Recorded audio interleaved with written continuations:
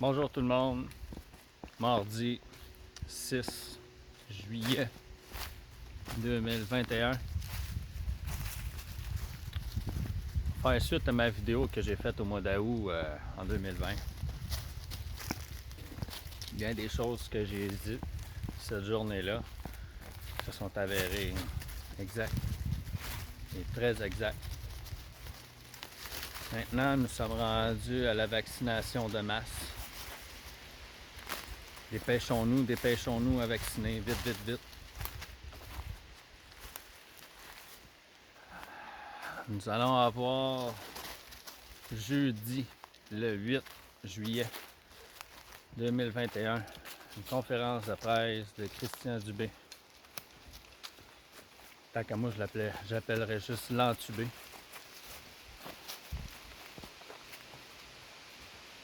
Conférence de presse sur les privilèges de ceux qui vont être vaccinés. La ségrégation qui s'en vient très rapidement. Très, très, très rapidement. On va tout voir ça jeudi. On va voir qu'est-ce qui va en être. On va commencer par l'écouter. Mais probablement que ça va créer deux classes de société. Les vaccinés qui auront des privilèges et les non-vaccinés qui n'auront aucun privilège. Mais les vaccinés seulement à les doubles doses vont probablement avoir les privilèges. Ceux qui ont une dose et non vaccinés, selon moi, il n'y aura pas de privilèges. Quels seront les privilèges? C'est une bonne question. Est-ce que nous aurons accès à des services non essentiels, comme qu'ils ont dit au début, vu qu'on ne sera pas vacciné? Est-ce que ça sera ça? Dans le fond, tu ne pourras pas aller acheter une pelle pour aller pelleter, mais tu vas pouvoir aller acheter du lait dans cette section-là, tu vas être permis.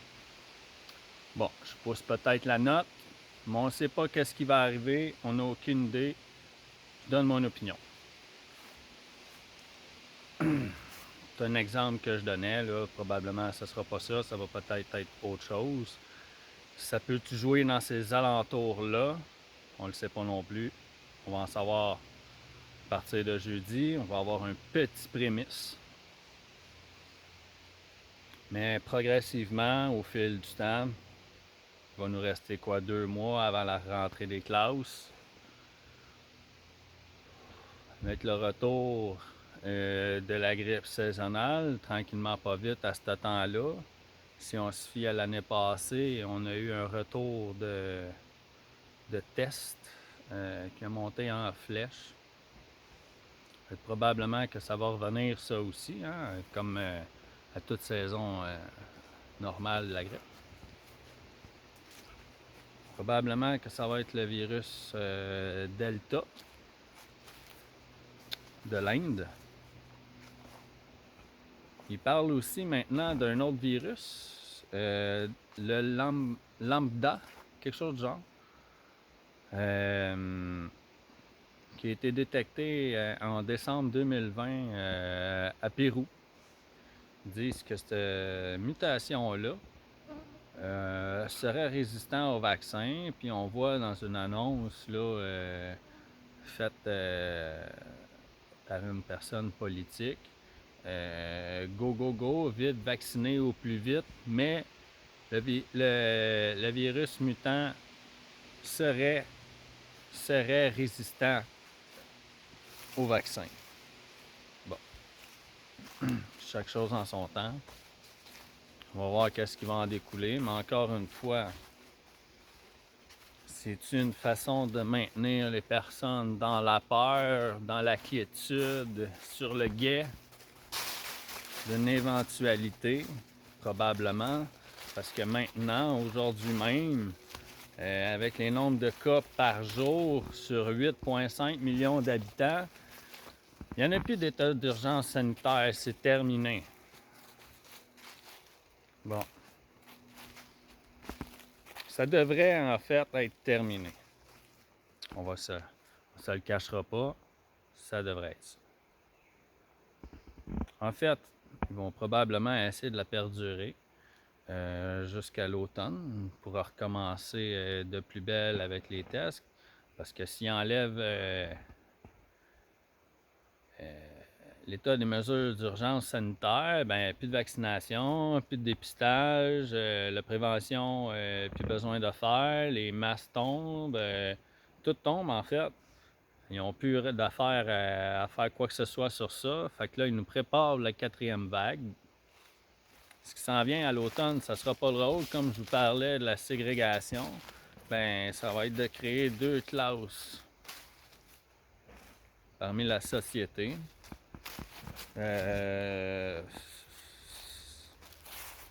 La vaccination n'est pas obligatoire, mais si tu ne te fais pas vacciner, tu n'auras pas le droit à des services. Ou quoi que ce soit autre, on ne sait pas. On va en avoir des nouvelles. Mais bon, rendu là, c'est grave, là. C'est une atteinte personnelle au droit de ses libertés en tant que personne individuelle. Et aussi le code Nuremberg qui nous protège de la vaccination obligatoire.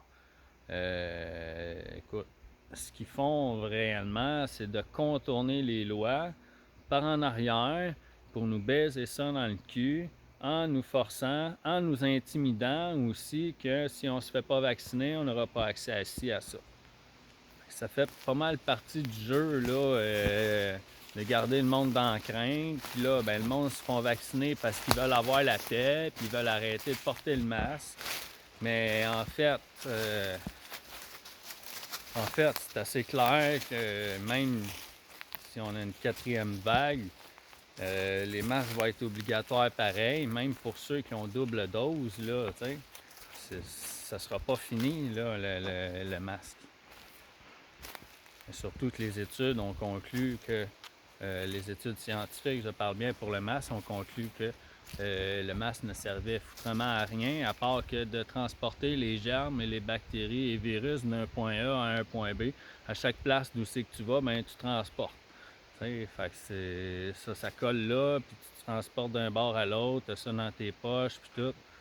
Bon, écoute, ça n'a aucune logique. C'est sûr qu'il y a beaucoup d'autres raisons, là, mais je les connais pas. Moi, j'ai pas vu, j'ai pas j'ai pas la preuve là, avec moi là, sous la main. La preuve, c'est les avocats là, qui ont ça. À l'automne, ce qui va arriver, la rentrée des classes, faites attention que ça soit primaire, secondaire, cégep, université.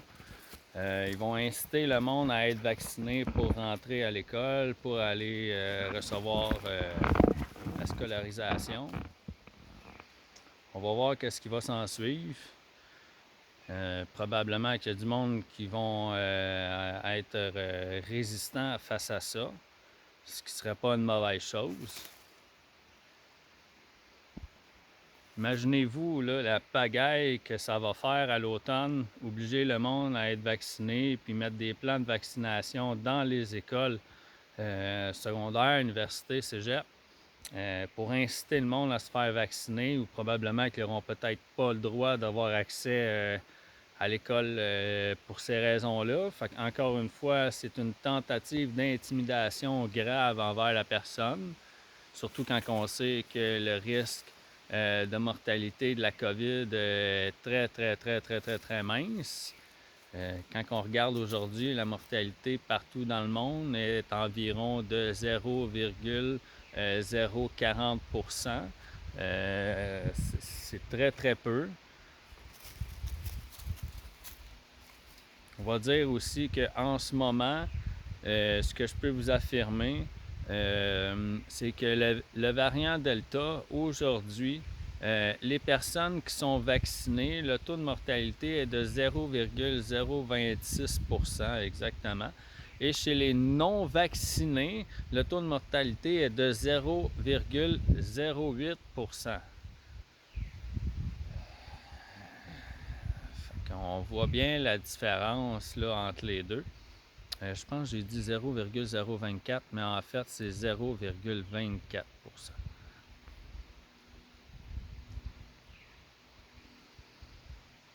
Fait que ça n'a juste pas de bon sens, là, l'écart entre les deux. On va voir par la suite qu'est-ce qui va s'en suivre. Ils disent, là, les médias, que ce sont seulement les personnes qui sont non vaccinées qui sont plus à risque d'attraper le virus Delta. En fait, selon les sources, euh, c'est le contraire. C'est le contraire. C'est les personnes qui sont non vaccinées qui sont plus résistants car eux autres, ils ont encore leur système immunitaire intact. Tandis que le vaccin, on commence à voir tranquillement, pas vite, là, toutes les complications qui sont liées au vaccin. Ce qui est assez grave. À tous les jours à l'hôpital, pas à l'hôpital, au stade olympique, pas loin à Montréal, là, dans le centre de vaccination, on voit là, des tonnes d'ambulances là, partir à tous les jours de là. C'est probablement des réactions là, négatives, indésirables, peut-être graves aussi, liées à l'intervention du vaccin. Ce qui est quelque chose. Mais ça, on n'en parle pas, par exemple. On continue à rassurer le monde que le vaccin, c'est correct, c'est bien, il n'y a pas de danger, qu'il y a très, très peu d'effets indésirables. Mais en fait, il y a beaucoup d'effets indésirables. Il y en a énormément.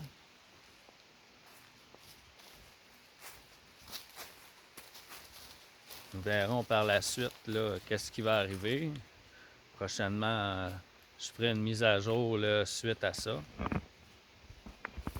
Excusez-moi un petit instant. Bon, on dit qu'il y a de la mouche dans le bois. Bon, en fait, là, on s'apprête à vivre un changement drastique de société. On va nous préparer tranquillement, pas vite. Comme qu'ils nous disent, si on suit à la façon qu'ils manipulent les gens, comme que Christian Dubé a dit, il n'y en est pas question de reconfiner les gens pour une quatrième vague. Il n'y en est pas question. Ils vont faire probablement autre chose. Mais en fait, quand on regarde la suite des événements, ce qu'ils ont fait dans le passé, ils ont dit non, non, non, c'est pas dans nos plans en fait. C'est pas dans les plans de faire quoi que ce soit là-dessus. Mais en réalité, ils vont venir avec ça par en arrière dans notre dos. Tandis qu'ils ont dit qu'ils ne le feront pas. C'est ce qui est arrivé pour le masque. C'est ce qui est arrivé pour autre chose aussi. On va voir. Mais probablement, c'est ça qui va arriver selon leur méthode.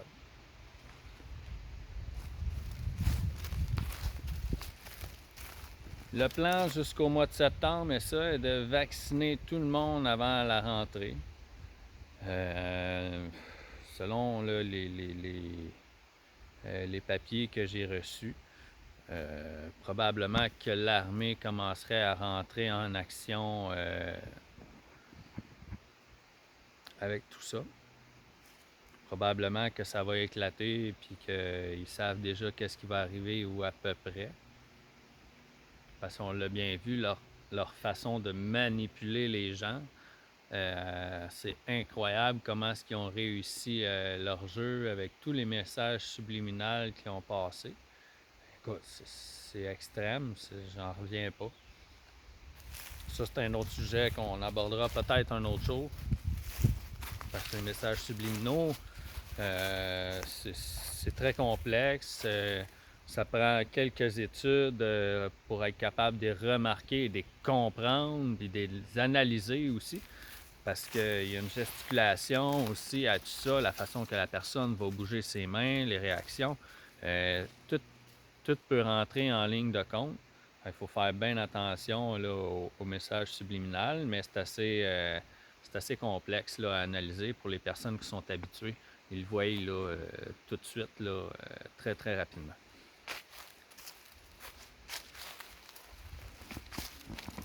Là, gang, il va falloir faire quelque chose.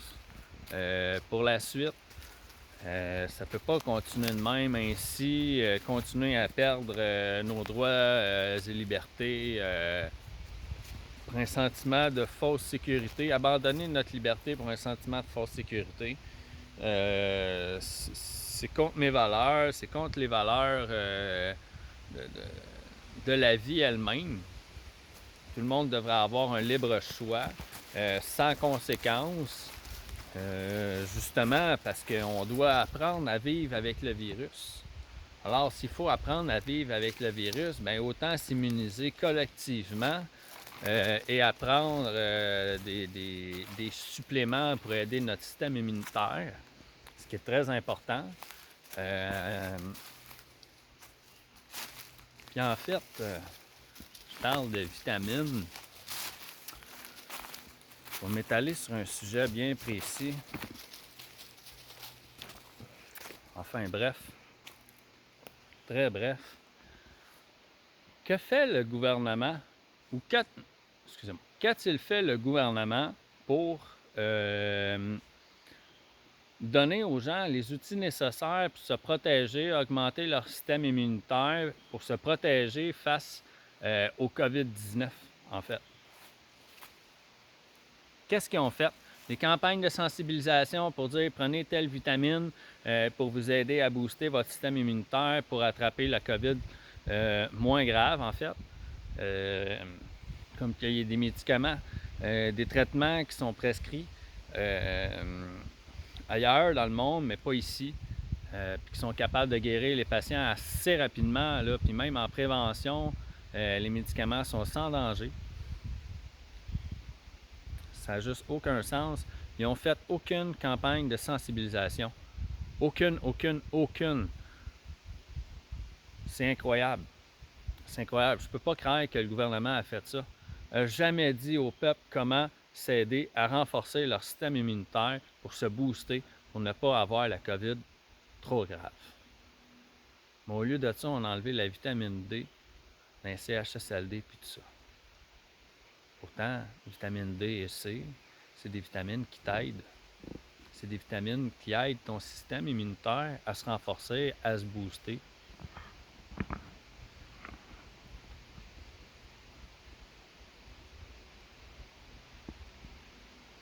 Je peux pas croire qu'un gouvernement à la pensée unique, qui ont réussi leur jeu, à nous dire qu'il n'y avait aucun traitement ou qui était en voie de trouver quelque chose pour nous aider, en fait, mais ce qu'ils ont trouvé, la seule chose, c'est la vaccination de masse avec une nouvelle technologie ARN messager. Ce qui n'a aucun sens.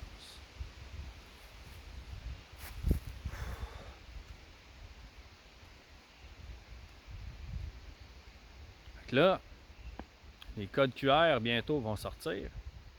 Hein? Très bientôt, pour ceux qui ont eu leur dose là, de vaccin. Ils vont avoir les codes QR à présenter là, pour dire ah, moi je suis vacciné, ah, moi je suis pas vacciné. Fait que ça s'en vient. Là. Ça s'en vient. Là. Pour ceux qui ont décidé de ne pas prendre le vaccin, attachez votre tuque, on tombe dans la résistance. Soit qu'on est patriote, soit qu'on ne l'est pas pantoute. Ça va être l'heure de choisir notre camp. Moi, sincèrement, personnellement, je pense qu'on en est rendu là, qu'on s'en vient là pour se préparer au mois de septembre. Il va falloir choisir notre camp.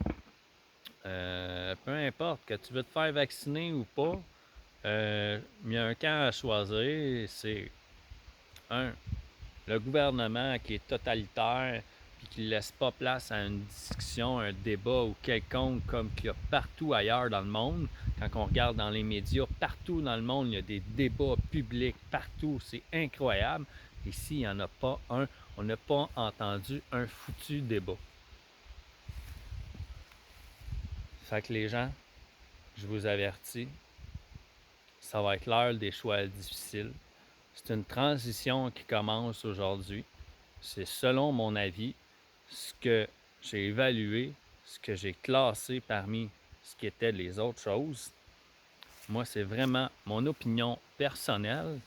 Puis jusqu'à présent, je me suis pas vraiment trompé sur beaucoup de choses. Il y a quelques trucs, oui, c'est vrai que j'étais dans le tort, j'ai pas eu raison, c'est correct. On n'est pas parfait dans la vie, mais on essaye d'avoir les meilleures informations possibles pour les transmettre aux autres. Là, je vous le dis personnellement, c'est mon opinion. J'espère que j'ai pas raison. J'espère que je ne veux pas avoir raison, j'aimerais mieux avoir tort. Mais c'est la forte impression que j'ai. Mon instinct, là, mon intuition, là, c'est ça qu'elle me dit. Puis jusqu'à présent, je vais être honnête avec vous autres. Mes intuitions, mon instinct m'ont jamais trompé jusqu'à présent. Faut dire que si ça arrive maintenant, il y a une première fois à tout.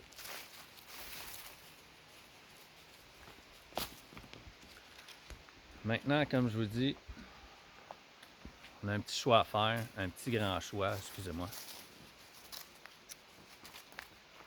Il va falloir se lever debout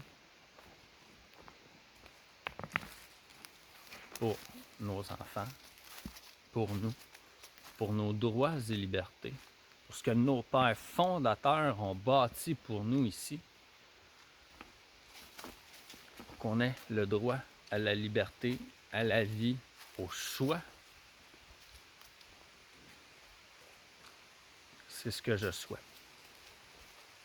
C'est ce que je souhaite. Je parle pas de partir en guerre. Je parle juste de se lever promptement, massivement, devant des places stratégiques. Puis on met la pression. On met la pression. Il faut continuellement mettre une pression intensive pour les faire plier. Ça va être la seule façon. S'ils se sentent menacés et compromis, ils vont se retirer. Je vous dis pas menacés là, de mort. Là. Non. C'est pas ça que je parle. Je vous dis se sentir menacé par le fait qu'on manifeste intensément dans le Pacifique, tout le temps, dans l'amour, la paix. C'est bien important, parce que la violence n'amène absolument à rien. Restons unis, restons forts.